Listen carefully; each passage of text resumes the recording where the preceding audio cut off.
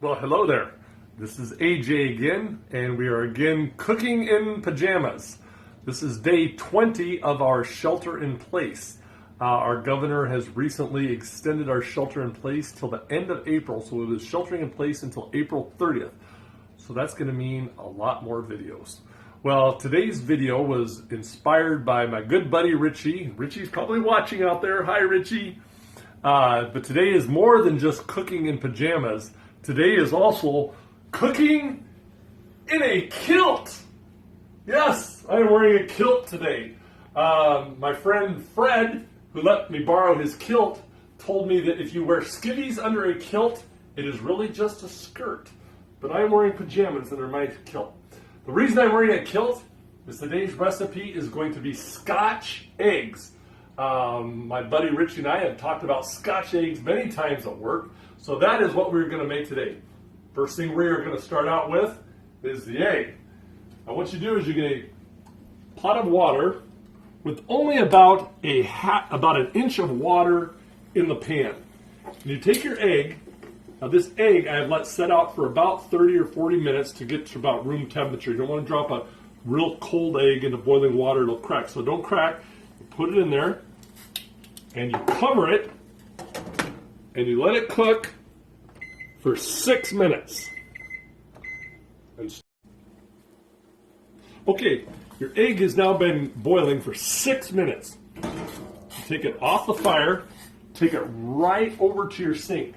Now you want to cool your egg down right away because you want to stop the cooking process. Get some cold water running on it, get it stop cooking, and I actually even like to put some ice in it. Ice to get that egg to stop cooking, and you let it set until it is completely cool.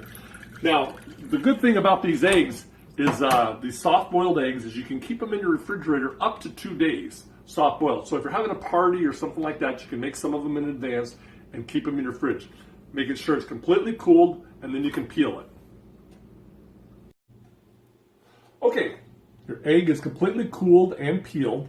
And again, it is a soft-boiled egg. If you want to use a hard-boiled egg, you can. That's okay, but it's preferred to use a soft-boiled egg. Now, the next key ingredient is your Italian sausage. As you've heard me preach before, buy good meat. This Italian sausage came from a local meat market. I cut the meat out of the casing and made it into a ball roughly the same size as the egg. Here's a little tip. Have a bowl of cold water on hand to handle the ground meat. If you're making ground sausage, ground pork, or hamburger, maybe you're making meatballs, if you have some cold water on hand, it makes it a lot easier to handle the meat. Get it rolled into a ball and put it on some plastic wrap. Fold the plastic wrap over. Then you take a plate and you mash it down. Mash it down. And you get it good and flat. And you open that plastic wrap back up. You take that piece of flattened Italian sausage and you wrap it around your egg. Now you want to get it sealed on there pretty good, so you kind of work it around. If you need to dip your fingers in some water, get that egg all covered with that sausage. So it looks like so. Now, next thing you're going to want to do is take it over to panko and Tony's, my two favorite things I like to use. Take it in some panko and some Tony's, and you roll it around. You get it completely covered. Okay, so now you get your Scotch egg all covered with panko and Tony's seasoning, and you drop it into the deep fryer. Get your deep fryer at about 375 degrees. Take a pair of tongs and drop it right in there. And you will cover that and you will let that cook for 5 minutes. We'll be back in 5 minutes. It has been 5 minutes. Oh, look at that. There is your Scotch egg. Take it over here.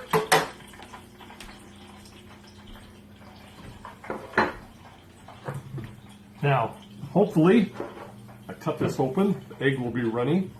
I got a dipping sauce here. The dipping sauce is just mayonnaise and Dijon mustard.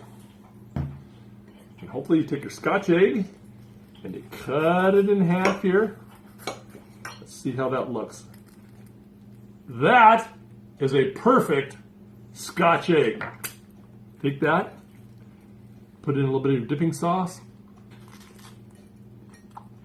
Oh yeah, that's good stuff. If you're having a tailgate party or something like that, this is a great hors d'oeuvre to have.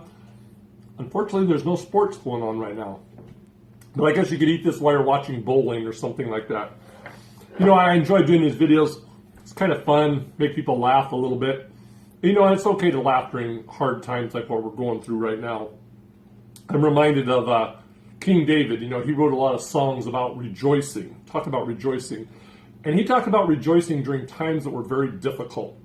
There was one point in time when his own son, Absalom, chased him out of the kingdom, chased him off the throne. David was hiding in the wilderness. And he wrote Psalm 63, and it says this. He says, "When I remember you on my bed, I meditate on you in the night." He says, "Because you have been my help, therefore in the shadow of your wings, I will rejoice." You know what? In the shadow of his wings, we can rejoice even during difficult times. I hope you have a good week. I hope you have a blessed Easter morning, and we'll talk to you again next week.